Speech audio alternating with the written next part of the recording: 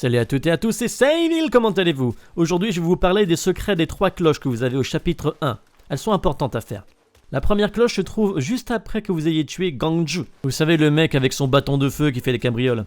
N'oubliez pas de récupérer ce petit feu follet en même temps.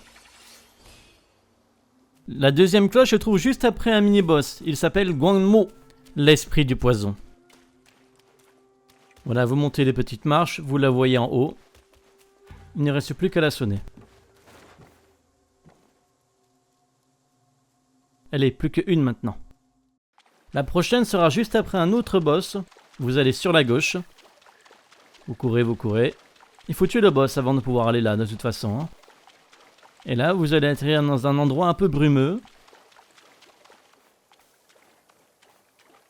Et lorsque ce sera votre première fois, il y aura des ennemis.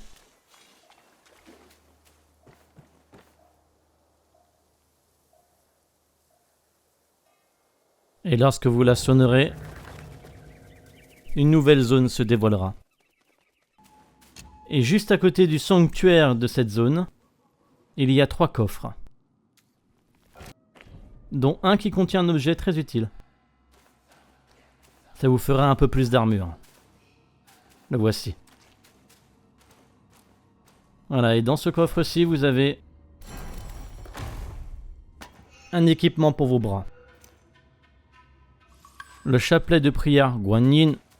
En haut des marches, il y a une grande porte. Derrière celle-ci se trouve un boss. Alors attention, ici spoiler. Si vous n'avez jamais fait ce boss, faites-le. Et si vous n'y arrivez pas, revenez donc voir cette vidéo pour savoir comment le battre. Allez, c'est parti. Je coupe toujours les cinématiques, je laisse juste se présenter. Ça permet d'avoir une vidéo plus courte.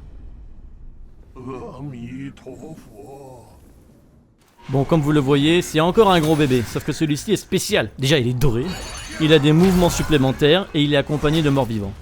Ces morts-vivants, si vous les tuez, peuvent vous redonner de la vie, ce qui facilite grandement le combat.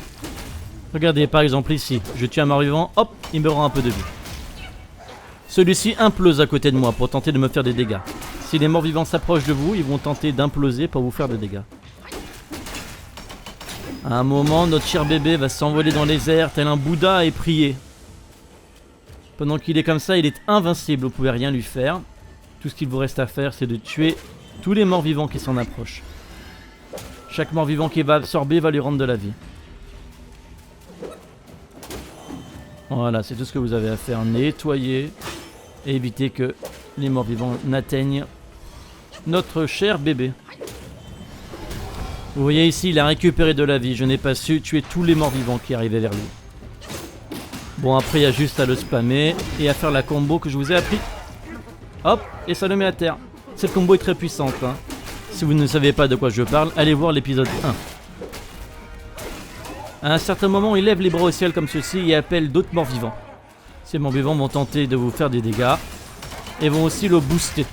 Vous allez le voir. Là, il y en a beaucoup, donc je vous conseille d'esquiver, Là, il absorbe l'essence de vie des systèmes morts-vivants et lance un sort. Ce sort a une portée infinie en longueur, mais très peu en largeur, donc esquivez sur le côté. Et après, vous n'avez plus qu'à le tuer. Comme son jumeau tout bleu, il fiste la terre, et là, vous devez courir très loin. Parce que sa zone est très grande. Il y a aussi une autre solution, vous pouvez l'assommer. Si vous l'assommez pendant qu'il fait ça, il tombe.